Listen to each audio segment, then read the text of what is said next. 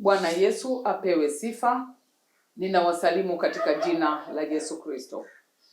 Bwana Yesu asifiwe. Haleluya. Naitwa Yasinta Elias, ninaishi Tabata. Bwana Yesu asifiwe. Watu wa Mungu, Biblia inasema sisi ni wana wa nuru. Yesu alisema yeye ni nuru ya ulimwengu. Kama Yesu ni nuru ya ulimwengu na sisi ni nuru, Biblia inasema tembea nuruni na matendo yako yawe ya nuruni, giza lisije likakushinda. Wewe ambaye ni mwana wa nuru, iweje na mambo ya giza uyabebe? Wewe ni mwana wa nuru, kwa nini giza likushinde? Wewe unatakiwa ulishinde giza. Wewe ni mwana wa nuru, tembea nuruni, matendo yako yawe ya nuruni. Usifanye vitu kwa kificho. Una biashara zako unafanya kwa kificho. Kama biashara zako ni halali, kwa nini uzifanye kwa kuficha?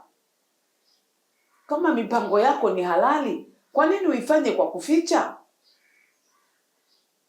Ishi kama mwana wa nuru, na nuru yako ing'ae gizani, na wewe utembee kama mwana wa nuru, nuru ya ulimwengu. Yesu ndiye nuru ya ulimwengu. Yesu alisema yeye ni nuru ya ulimwengu. Yesu alisema yeye ni nuru ya ulimwengu, na hao wanaomfuata wanatakiwa wawe watu wa nuruni. Katika kitabu cha Waefeso sura ya 5 mstari wa 8 na wa 9, maneno ya Mungu yanasema, kwa maana zamani ninyi mlikuwa giza, bali sasa mmekuwa nuru katika Bwana.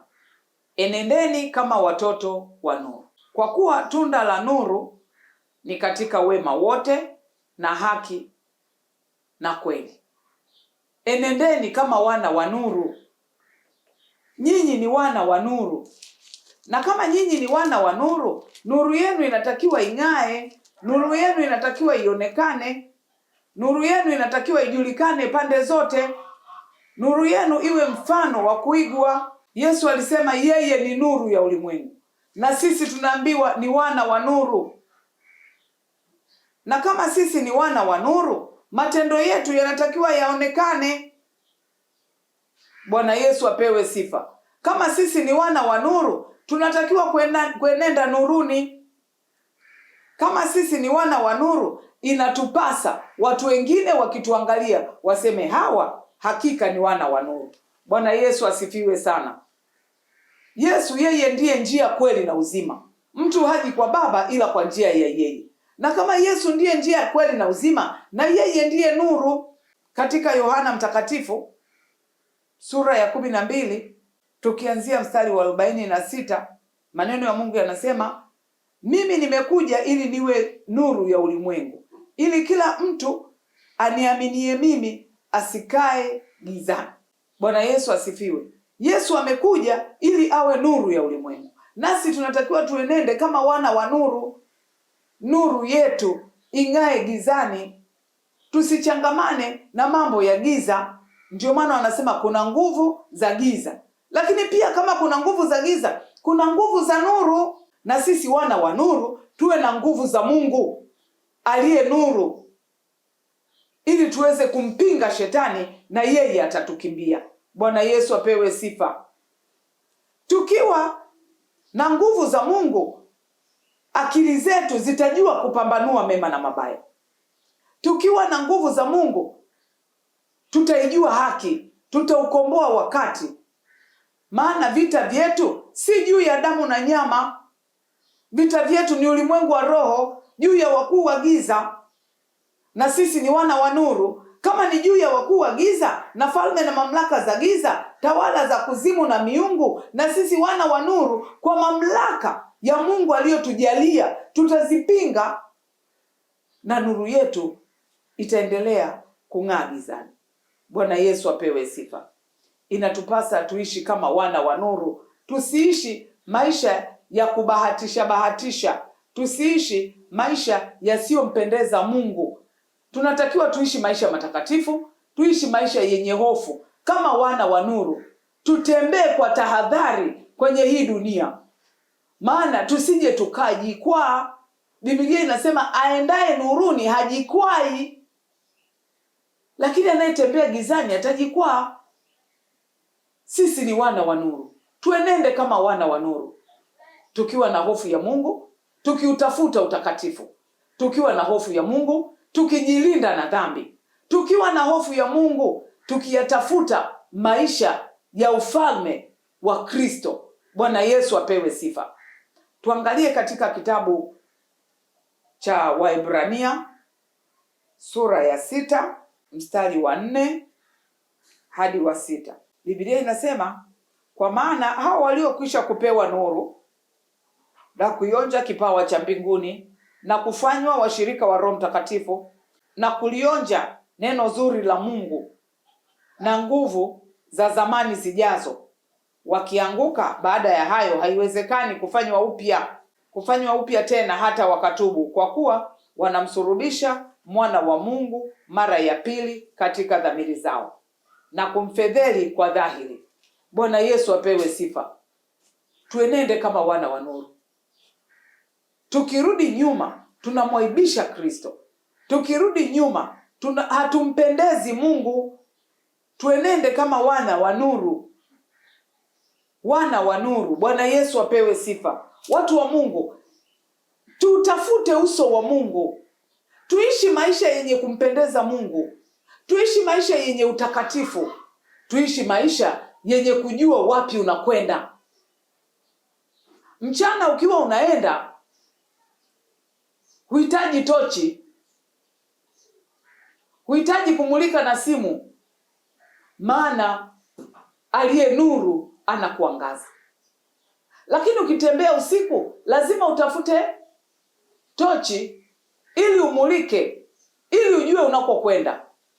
Ukitembea gizani, utakanyaga nyoka, utakanyaga miba, utakanyaga nge, nawe utakwenda bila uhakika. Tembea kama mwana wa nuru.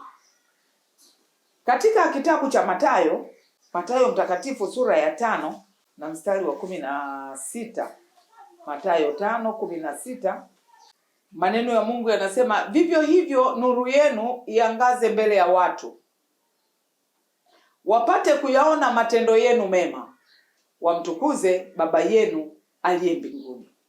Nuru yako ionekane mbele za watu, watu waseme, hakika huyu mtu ameokoka, hakika huyu mtu anamcha Mungu, hakika huyu mtu anafanya haki, hakika huyu mtu. Bwana Yesu atusaidie. Wana wa Mungu, dunia inapita na fahari yake, lakini wana wa nuru wanatembea kwa tahadhari, wakiutafuta uso wa Mungu, wakiutafuta utakatifu, wakiishi maisha ya kumpendeza Mungu. Bwana Yesu apewe sifa sana. Tujitafakari sana, tuzitafakari njia zetu. Je, mwenendo wako unaenda kama mwana wa nuru? Maana watu wanapoona matendo yako, wanajadili, wanaongea, wanasema, mnasema anasali, ana lolote, anapoteza muda. Mnasema anasali, sio kweli. Mnasema anasali. Sasa imefika mahali watu wanadhani kwamba kumcha Mungu ni kitu cha kawaida tu, ni kitu rahisi tu. Yesu alisema mtu akitaka kunifuata ajikane mwenyewe, au chukue msalaba wake amfuate Yesu. Ajikane namna gani? Aachane na mambo mengine, au tafute uso wa Mungu, au tafute utakatifu. Mtu wa Mungu, utafute utakatifu. Ni muhimu sana wewe kuwa mtakatifu. Ni muhimu sana. Ni muhimu sana. Ni nani ajuae lini mwisho wetu wa dunia? Ni nani ajuae Mungu atatuchukua lini? Mungu atakuchukua lini? Mungu atanichukua lini? Mwisho wa dunia uko moyoni mwako. Mwisho wa dunia uko ndani yako. Ndio maana wanasema ameaga dunia, amefariki dunia, kwamba pale ndio wewe mwisho wako wa dunia. Na sasa kama ulikuwa mambo yako yamejichanganya, nuru kidogo, giza kidogo, na Biblia inasema akitaingia kinyonge, utakwenda wapi? Utakutana na Mungu, nitakutana na Mungu. Lakini je, atakapokuja yeye aliye moto ulao, tutastahimili? maana nguvu yake ni nguvu ya ajabu, uweza wake ni uweza wa ajabu.